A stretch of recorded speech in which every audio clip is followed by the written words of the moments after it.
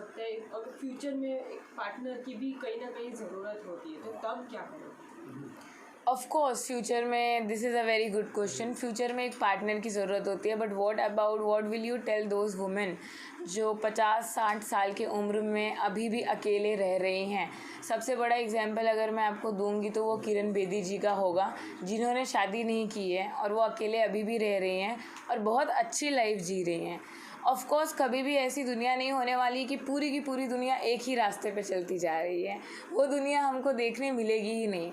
और फ्यूचर में अगर प्रॉब्लम आती है किसी को खुद से शादी करने के बाद एक पार्टनर की ज़रूरत है, इसमें कोई भी खामी नहीं है उस वक्त किसी पार्टनर को चुन के दोबारा शादी करने की, क्योंकि ये गे मैरिजेस की तरह ही मैं इस शादी को उतना ही लीगल मानती हूँ जितना ही गे लोग अपनी शादी को मानते हैं और जितना ही हेट्रोसेक्सुअल लोग अपनी शादी को मानते हैं। तो अगर फ्यूचर में आपको ज़रूरत महसूस होती है फिर शादी करने की, तो ज़रूर आप शादी कीजिए। मैं बचपन से ही खुद से बहुत प्यार करती थी, बचपन से ही मैं खुद के साथ रहना चाहती थी, खुद को मैं वचने वादे दिया करती थी कि शमा मैं तेरा हाथ कभी नहीं छोड़ूंगी, तुझे गिरने कभी नहीं दूंगी, तुझे उठा के चलती रहूँगी।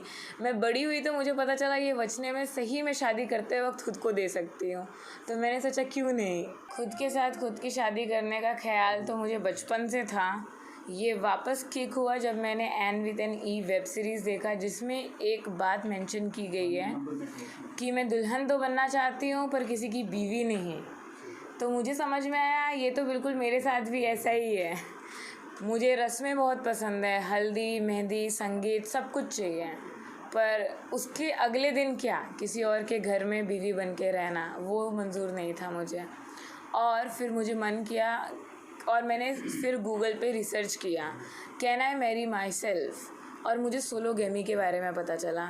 जैसे ही मुझे सोलोगेमी के बारे में पता चला कि मैं खुद से शादी कर सकती हूँ, तो मैंने डिसाइड किया मैं खुद से शादी करने वाली हूँ। और 11 जून को मेरी शादी है, तो मैंने डिसाइड किया कि मैं खुद से शादी करूँगी। शॉपिंग में मैंने बहुत सारी चीज़ें ली, लहंगे लिया है, जिस शादी का जोड़ा लिया है, कुर्ता लिया है, धोती लिया है और येलो कलर की साड़ी लिया है, क्योंकि ये पूरी हिंदू ट्रेडिशनल वेडिंग करने वाली हूँ मैं, जिसमें हल्दी मेहंदी संगीत शादी सब कुछ होगा। पेरेंट्स को एक्चुअली मुझे कन्विंस करने की ज़रूरत नहीं पड़ी, बचपन से जितने भी फ़ैसले मैंने लिए हैं उसमें उनकी हामी रही है, क्योंकि हमेशा उनको पता है मैं बहुत सोच समझ के सारे फ़ैसले लेती हूँ, जल्दबाजी में नहीं लेती हूँ।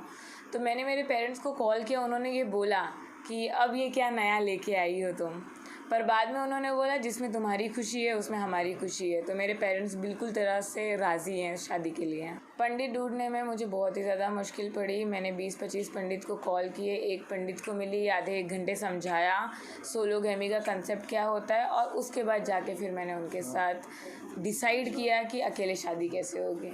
9 तारीख को मेरी मेहंदी होगी और 11 तारीख को मेरी सुबह हल्दी, शाम को शादी होगी।